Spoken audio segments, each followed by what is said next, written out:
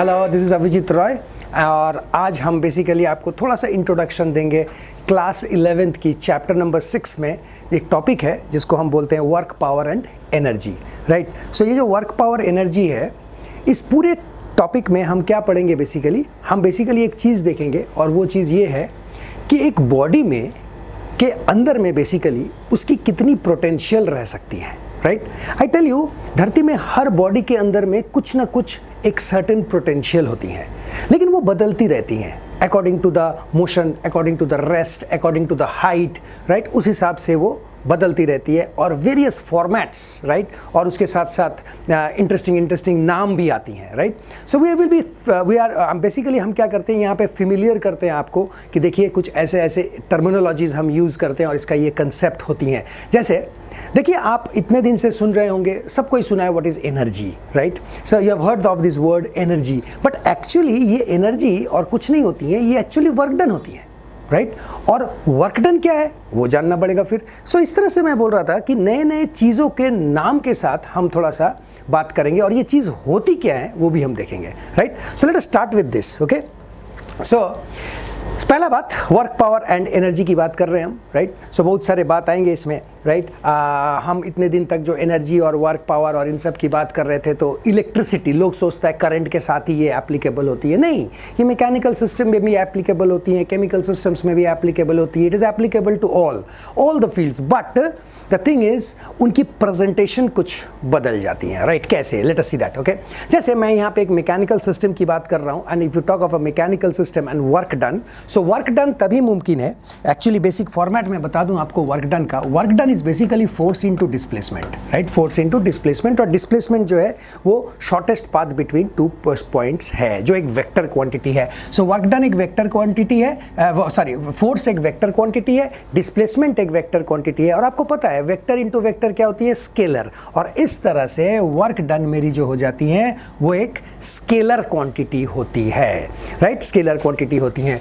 लेकिन एक चीज़ है कि अगर मैं इस डॉट प्रोडक्ट को खोलता हूं तो मेरे पास ना एक कॉस थीटा आ जाती है। तो इस थीटा को समझना बहुत ज़रूरी है। ये थीटा, ध्यान दीजिएगा, कभी भी कोई वेक्टर्स हो तो एक चीज़ है कि ये दोनों वेक्टर्स जो आपने लिया है एफ और डी को, इनके बीच के एंगल जो है वो दर्शाती हैं आपको ये theta. That is basically what theta is. So it is basically an angle between the force and the displacement. Fine.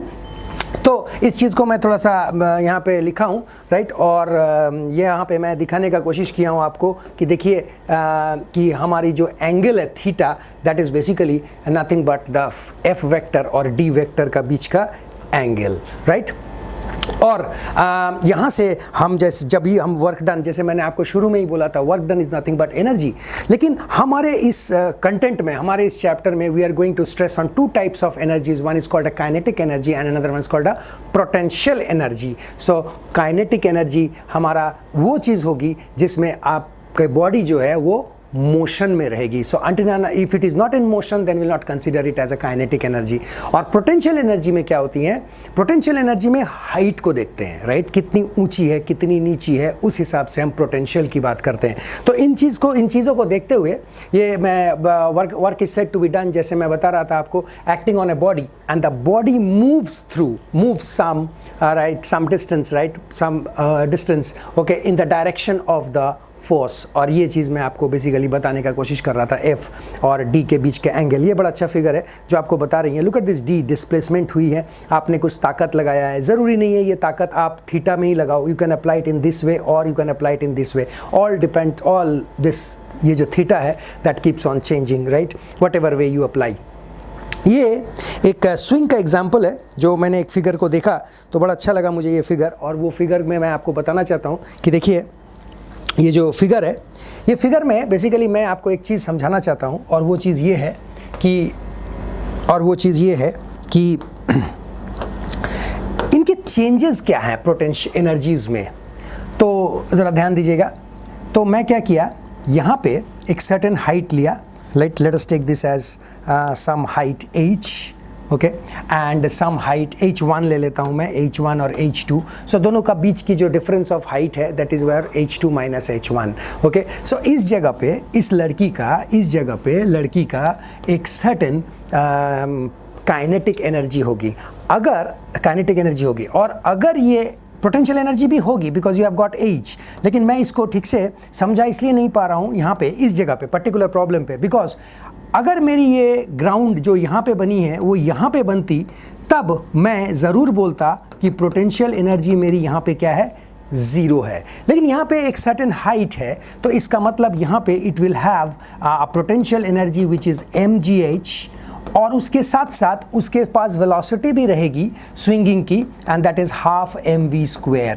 लेकिन यहाँ पे if you go to the top part, एकदम बिल्कुल लड़की जो है बिल्कुल एकदम ऊपर तक चली गई है, तो उस जगह पे आप देखोगे कि यहाँ पे टॉप मोस्ट आने के बाद ये लड़की रुकेगी, right, literally it stops and then it comes back. तो आपको पता ही है धरती में कोई भी चीज़ को अगर आप उल्टा घुमाएंगे, राइट, एक तरफ घूम रही थी और उसको आप चाहते हैं उल्टा घुमाएं, तो उसकी वेलोसिटी एक सर्टेन मोमेंट के लिए ज़ीरो होनी ही है, और ये ऊपर गई, अब वो नीचे आने वाली है, तो इट चेंजेस द डायरेक्शन। तो एक बिल्कुल पीक पे आपकी वेलोसिटी ज़ीरो हो जाती है, तो आपकी काइनेटिक एनर्जी जो है वो अपने आप ज़ीरो हो जाएगी, और सिर्फ पोटेंशियल एनर्जी बच जाएगी आपके पास, दैट इज़ mgh2। सो आप देख सकते हो the entire kinetic energy is converted into potential energy. लेकिन एंटायर नहीं बोल पा रहा हूँ क्योंकि यहाँ पे एक पोटेंशियल एनर्जी, एक मेरे पास पोटेंशियल एनर्जी है यहाँ पे, इसलिए यहाँ पे मैं आपको समझाने का कोशिश करूँगा कि देखिए, जस्ट होल्ड ऑन प्लीज़, एक मिनट, यस, यहाँ पे मैं इस चीज़ को समझाने का कोशिश करूँगा कि देखिए क्या हो रहा है। अब this is my ground state, now look at this is my ground state. आप इस सेंटर से भी ग्राउंड स्टेट को ले सकते हो, लेकिन मैं पॉइंट ऑब्जेक्ट मान रहा हूं, तो इसलिए I am taking it from here. Eight this point I have got only my kinetic energy, that is half mv², क्योंकि मेरी mg और हाइट जो है वो जीरो हो गई है। So therefore no potential energy over here, only kinetic energy, and that is maximum kinetic energy. सारा पोटेंशियल एनर्जी काइनेटिक में बदल गया। सारा क्यों बोल रहा हूं? क्योंकि इस जगह पे आपकी काइनेटिक एनर्जी नहीं है, राइट, वेलोसिटी ज़ीरो है, काइनेटिक एनर्जी नहीं है, हाफ m0 का स्क्वायर, तो क्या है मेरे पास सिर्फ mgh है। So at this particular point you will get a maximum potential energy, and at this point you will get minimum potential energy, vice versa, उल्टा करेंगे, और यहाँ पे आपको मिलेगी काइनेटिक एनर्जी जो है वो बिल्कुल ज़ीरो, और यहाँ पे काइनेटिक एनर्जी जो है वो बिल्कुल मैक्सिमम। सो इस तरह से आप देखें तो मैं सिर्फ आपको एक चीज़ समझाना चाहता हूँ, और वो चीज़ ये है कि एनर्जी को हम क्रिएट भी नहीं कर सकते हैं और एनर्जी को हम ख़त्म भी नहीं कर सकते हैं। तो energy can not be created nor be destroyed, right, it can only be converted from one form to another. यहाँ पे आप देख सकते हो इस पर्टिकुलर चीज़ में, it can only be converted from one form to another. देखिए, फिर मेरे पास मैक्सिमम काइनेटिक एनर्जी आ गया, फिर ये इधर को स्विंग किया, जब ये इधर को स्विंग किया हाईएस्ट पॉइंट में जाने के बाद फिर से आपकी काइनेटिक एनर्जी जीरो हो गई और आपके पास सिर्फ पोटेंशियल एनर्जी बन गई। सो यहाँ पे आपको पोटेंशियल एनर्जी मैक्सिमम मिली, यहाँ पे आपको पोटेंशियल एनर्जी मैक्सिमम मिली, और यहाँ पे आपको काइनेटिक एनर्जी जो है वो मैक्सिमम मिली। सो ये बड़ा इंटरेस्टिंग सा बात है। एनर्जी के, हर एनर्जी के साथ ऐसा ही होता है कुछ, right, they are converted from one form to another form, okay. और एक इंटरेस्टिंग बात ये बताना चाहता हूँ मैं इस ग्राफ के थ्रू, इस ग्राफ के एक्सिस को देखिए आप, एफ और एक्स को। तो मैं आपको समझाने के लिए मैं एक सिंपल एक रेक्टेंगुलर पीस लेता हूं, और ये मेरी x है और ये मेरी f है। तो ये मेरी x0, this is my f0। Now please tell me what is the area of this, right, what is the area of this? तो सिंपल सी बात है, length into breadth, and that is f into x। अब आप सोचेंगे कोई ऐसा formula है जो f इनटू x होती है, F into displacement, force into displacement, आपने देखा हाँ वर्क डन होती है। So therefore you put W over here.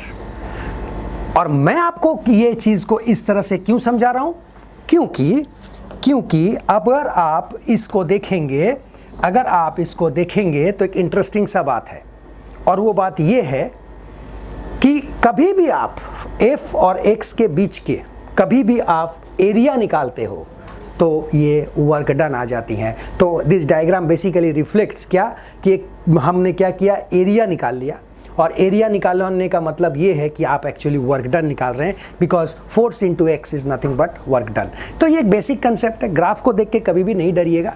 Graph को देखने के लिए एक ही ट्रिक मेरा याद रखिएगा, और वो है हमेशा सदैव आप क्या करेंगे, आप ना एक्सिस को पहले देखेंगे, अंदर में क्या बना है, राइट, बाद में, पहले एक्सिस, ओके।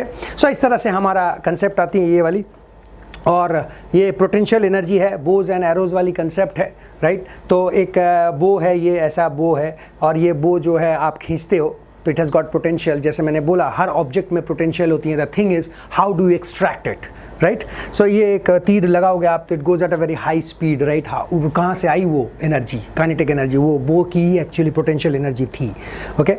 ऐसा ही स्प्रिंग के साथ भी होता है, वही चीज़ मैं दिखाने का कोशिश किया। And there are lot of other energies associated in our earth, and that is what is heat energy, chemical energy, right, electrical energy, then you have got an equivalent mass and energy, और nuclear energy भी है मेरे पास। और उसके बाद सबसे important बात, this is not a form of energy basically, right, this is what is conservation of energy, मतलब energy cannot be created nor be destroyed, right। बाकी सारे ये सब आपको पता ही है। बस एक चीज़ बोलना चाहता हूँ, इनमें से सबसे ज़्यादा एनर्जी हम जिसको यूज़ करते हैं वो है इलेक्ट्रिकल एनर्जी को, सबसे ज़्यादा यूज़ करते हैं हम इलेक्ट्रिकल एनर्जी को। लेकिन इलेक्ट्रिकल एनर्जी का दुर्भाग्य है कि इसे ये नेचर में अवेलेबल नहीं है, इसे बनानी पड़ती हैं। जो नेचर में अवेलेबल है वो लेना बहुत मुश्किल है, और वो है लाइटनिंग के फॉर्म में, राइट, जो बहुत अधिक होती हैं, राइट। डिवाइस जल जाने का खतरा रहता है, खतरा क्या, जली जाएगी, इतनी हाई होती हैं। और प्लस हमें पता भी नहीं होती है कब आएगी कब जाएगी, you don't know when the lighting will occur, okay. So that's the problem, okay.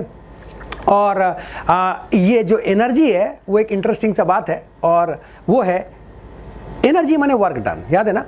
So rate of doing work माने रेट ऑफ एनर्जी, वो जो एनर्जी आप कन्वर्ट हो रही है, अभी देखा kinetic energy, potential energy, potential energy, kinetic energy, ये जो कन्वर्ट हो रही है, ये कन्वर्ट किस रफ्तार से हो रही है, राइट। ये कन्वर्ट किस रफ्तार से हो रही है, उस चीज़ को हम डिफाइन करते हैं पावर। सो बचपन से सुनते हैं power power power. Actually power क्या है, आपकी पावर क्या है। सपोज आई से मैं कितना जल्दी एक पर्टिकुलर काम को कर सकता हूँ, that is what is power, okay. So that is basically a power, और वो हम कुछ इस तरह से डिफाइन करते हैं, rate of doing work, so W/T। और एक चीज़ आपको मैं बता दूं, एक चीज़ आप ध्यान रखिएगा, being a student I tell you, कभी भी इस शब्द का यूज़ करते हैं ना हम, इस शब्द को जब भी यूज़ करते हैं, रेट मतलब हमेशा और हमेशा हम समय की बात करते हैं, देखिए, राइट, समय की बात कर। जैसे मैं बोला पानी से, पाइप से बहुत ज़्यादा पानी गिर रहा है, तो इंग्लिश में क्या बोलेंगे, rate of flow of water. Rate आ गई ना, समय के साथ, मतलब इतने देर में इतनी पानी निकल रही है। तो जब भी ये शब्द यूज़ करते हो ना, rate of flow, rate of this, rate of, हमेशा इट इज़ ऑलवेज सर समय, ओके। और ये पैसे वाला रेट नहीं है, point to be noted, okay. So it is always समय। तो हम भी क्या करेंगे, वर्क डन बाई समय, and that is what is power. So work done का यूनिट जूल और टाइम का सेकेंड्स। तो ये एक छोटा सा फॉर्मेट लिख के रखा हूँ, right, as far as your unit goes, okay. और मैं उसके बाद हम और एक बात देखेंगे, जब मैं एनर्जी की बात कर रहे हैं तो आपको याद होगा न्यूटन्स लॉ में हमने थोड़ा सा पढ़ा था, और वो था कि momentum, right, momentum, rate of change of momentum, right. और ये सेकेंड लॉ था हमारा, ओके। और ये rate of change of momentum जो है, ये चीज़ को यूज़ करके हम एक टॉपिक पढ़ते हैं जिसको हम बोलते हैं कोलिजन, राइट। दो बॉडी टकराती हैं, टकराने के बाद क्या उसकी एनर्जी एक दूसरे में ट्रांसफ़र हो जाती हैं, या फिर वो जो एनर्जी है वो एनर्जी पूरी तरह से बर्बाद हो जाती हैं, या फिर वो एनर्जी किसी और में कन्वर्ट हो जाती हैं, बॉडी अपने आप को ले लेती हैं, इन दिस वे, राइट। एक प्लैनेट दूसरे प्लैनेट से टकरा गई, देखनी पड़ेगी साइज़ क्या थी, दोनों प्लैनेट की आने की रफ्तार क्या थी, राइट। तो इस तरह से हम यहाँ पे एक टॉपिक पढ़ते हैं कोलिजन, जहाँ पे हम कंजर्वेशन ऑफ मोमेंटम को यूज़ करते हैं। Conservation of momentum, that is product of mass into velocity, m1 m plus m2 v2 is equal to m1 u1 plus m2 u2, that is initial momentum is equal to final momentum. अगर दो body रही तो, अगर अधिक body रही तो you keep on adding the masses, okay. ठीक ऐसे ही इसके साथ इंप्लीमेंट कौन होती हैं, इसके साथ इंप्लीमेंट होती है काइनेटिक एनर्जी। तो किस रफ्तार से आ रही थी, ये तो मोमेंटम की बात थी, momentum is conserved, similarly energy is also conserved. So ऐसे लिखते हैं हम half m1 v1 square plus half m2 v2 square is equal to half m1 u1 square plus half m u2 square. तो आप देख सकते हो ये एनर्जी कंजर्व्ड हो गई। सो ये सब चीज़ के बारे में हम यहाँ पे, ये जो टॉपिक है, इस टॉपिक में हम बेसिकली इसी सब चीज़ों को कवर करते हैं, राइट। और उसके बाद टकराने के बाद दो ऑब्जेक्ट क्या हुई उसके साथ, अगर वो सेम सीधी सीधी चली जाती है उसके साथ, जैसे कैरम बोर्ड खेलते हैं हम, गोटी को मारा सीधी चली गई एकदम aligned, that is what is that is what is two dimensional, right, that is what is two dimensional. लेकिन अगर बॉडी टकराने के बाद दो दिशा पकड़ ली, then that is what is two dimensional. So इस तरह का चीज़ हम यहाँ पे पढ़ते हैं, राइट। तो ये एक छोटा सा इंट्रोडक्शन था, राइट, किसके बारे में, एक वर्क पावर एनर्जी के बारे में, राइट। तो हमारी ऑफिशियल वेबसाइट को ज़रूर विजिट करें, राइट, और यहाँ पे मोबाइल नंबर भी है, you can call us, okay. YouTube channels पे ज़रूर जाएं हमारी, राइट, और मैं उम्मीद करता हूँ कि आपको ज़रूर फ़ायदा होगा। Thank you.